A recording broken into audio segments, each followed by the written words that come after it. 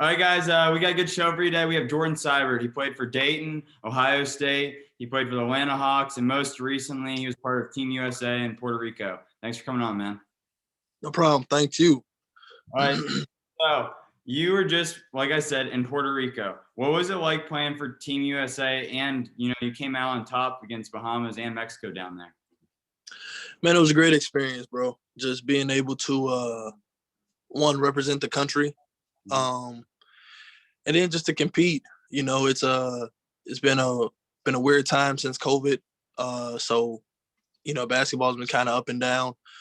But just to be able to be out there with a great group of guys that we had, and especially to have, Isaiah Thomas and Joe Johnson be, the leaders of our group, it was a phenomenal experience. I'm just glad we got the 2 wins.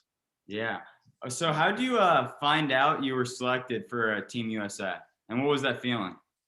Yeah, so I just got a call from my agent. Pretty much told me that they were interested, thinking about potentially a tryout, and then got another call to say, hey, you know what? They want you. It's no tryout, just come on down. So it was super exciting because when I was younger, I always wanted to play.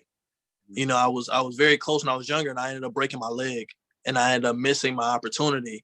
So just staying on the grind and being blessed and fortunate enough to have the opportunity roll back around, it was a no-brainer that I was going to be there. So yeah. So you were talking about they didn't even have you try out. What was it? How did you guys practice with COVID, and what was it like traveling even down there and everything? Yeah, it was very strict, very strict. So we had it was a couple. You had to have a COVID test. We had to do COVID tests prior to. While we were down there, we were quarantined in our rooms. Very, very safe. Bubble atmosphere.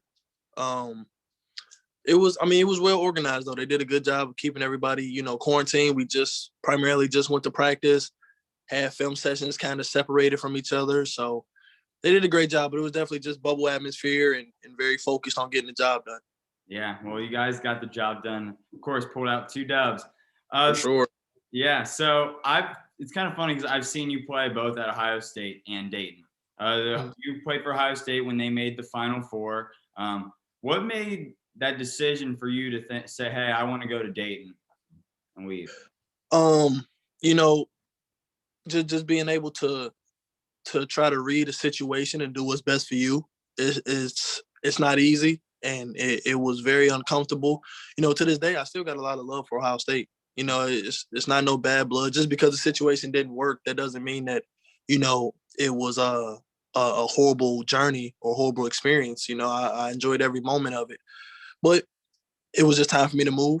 And Archie, at the time, when I went to Ohio State, he was an assistant there. Yeah. So it was a no-brainer that I was going to go there and be with him. Me and him had a close relationship.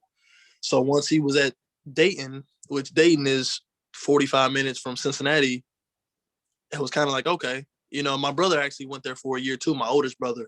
So I was already familiar with the university and knew the atmosphere and knew the culture, and I just wanted to come in there and do the best I could. Yeah, and it's really fortunate too. Dayton's a basketball school. You saw with last year with Obi. I mean, they had people, they sleep on Dayton every year. So you talked about it, you went to Dayton. You ended up actually playing Ohio State in the NCAA tournament. And one of the, I think it was probably, I was there, so I'm going to say it was my favorite NCAA experience. But what was that like, just pulling off a big upset and then going to the Elite Eight? Yeah, it was, honestly, man, it was the most humbling and, storybook ending I could ask for. It was the best thing I could ask for, especially being, coming from that school and feeling like you had something to prove. That was something that I would always imagine, what if I got a chance to play them? Yeah. So for it to actually, that dream turn into a reality, it was important for me to do the best I could and win. Not just go out there and try to get revenge and, getting revenge and taking the L, that doesn't hold weight. Winning holds weight. Mm-hmm. So that was, I was just thankful we got the dub. Thank V Sanford for being able to knock that clutch shot down. So it was a great moment. Yeah. It's funny because you've had like a ton of like deep runs in the March Madness in the postseason. What do you think was your favorite memory? Was it Ohio State? Yeah, for sure. That was because not only was it in the tournament, but the game was very personal to me. Yeah. Like I said, I've been to Sweet 16, Elite 8, Final 4. But I definitely feel that Ohio State game was definitely it for me. Yeah, it was funny. I remember back in the day, they had like an album cover. There was one where you were like jumping up, and people were putting it all over their stories back in the day. It was really funny. that was a time right there. Yeah, it was definitely a time. Yeah, so getting away, you after college career, you played literally like everywhere. You were overseas a bit, and then you played the league. Talk about like being overseas. What's that like? Leaving America and playing. Yeah, it's a great experience. I think if anybody just has the chance just to venture overseas, I think that's an opportunity that they should take advantage of. But it was just eye opening. Basketball is global and they love the game, regardless of where you are. Kids who play in the street and on dirt, like whatever. The game is not just, it's not as simple as people think it is, and it touches people and it gets people hope and purpose. Yeah. And it was just a beautiful experience, man. Like I played in Greece, in Germany. The connections I made, I still have, and it was just a phenomenal experience. Beautiful places. Yeah, it's kind of funny. I've been interviewing for a couple months now. I've been doing this stuff. I've talked to a few guys from like Senegal, all over the country. World. Had the privilege. It's so funny to hear how like their like lives were so different than like ours, but like when it comes down to it, it's just basketball. That's what it is. It's a song where I used to love to listen to it. Say, reasons will always change, but the meaning still stays the same. Yeah. Like whatever your circumstance may be different, but at the end of the day, it's 2 goals and 1 basketball. And, like it's just what it is. So, for sure. Yeah. So, okay. So you played for the Atlanta Hawks in 2019. What was that? Okay. What was it like just being like, hey, I'm an NBA player? Like, what was that? It was amazing, man. Like when you work extremely hard for a portion of your life. I wouldn't say all of my life because I really didn't get into basketball until I was maybe like 6th grade, middle school. Yeah. But for a portion of your life, when that's your dream and you work so hard and you finally get there, it's just, you can actually take a step back for a minute and take a deep breath and really relish the moment and appreciate it and realize how blessed you are. And, I'm still cool with those guys to this day. Being able to play with Vince Carter, like I had his poster in my room. Yeah. So to be able to be in practice with him and understand him, to be able to be with Trae Young, understanding, talk to him consistently, pick his brain. It's just it was a great experience, and I'm still working to get back. Yeah. It's just a constant grind. Yeah. It's kind of funny because my next question was, you just said you came from workout, you played in the G League last year, just came obviously from USA basketball. What are you doing right now, and what's like the next move you think in your career?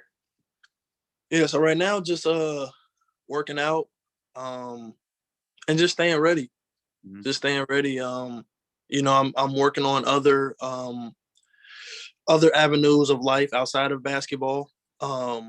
Trying to get involved with coaching a bit, mentoring, because I think helping the youth and helping athletes with their mental is very important. So that's an avenue that I'm exploring right now. But I'm also just waiting. Those good things come to those who work hard and be patient. So that's just what I'm doing right now. Just taking my time and just waiting for a call. Yeah, it's kind of funny. I was talking to a guy named Josh Martin. He was an NFL player for the Jets. He's kind of doing the same thing. I had a privilege to talk to him. He was cool because, like, I don't know, he does the same kind. He's kind of doing the same type of things, and I got the opportunity to talk to him. I'm playing college tennis, and that thing is that's like a big mental, and it's like it's amazing how much like you can take bits and pieces of knowledge just from people, just talking to them and learning like how to go about it. Absolutely. Yeah. Absolutely, man. That being able to talk to people and understand that, so much of this stuff is mental. Mm-hmm. Actually, not so much, almost all of it is mental. And once you can develop that, because it's not easy, Yeah. and sometimes you need help from others, and you need people in your life that can push you towards that focus. But once you get that down, then you can start to elevate in level that you probably didn't know you had. Yeah. That's that's awesome. I appreciate. I mean, I learned stuff from just like talking right now. So I have one more serious question, then two like funny questions. Okay. What would be like one piece of advice you'd give to a kid that's playing basketball, like high school, middle school, right now? I would say,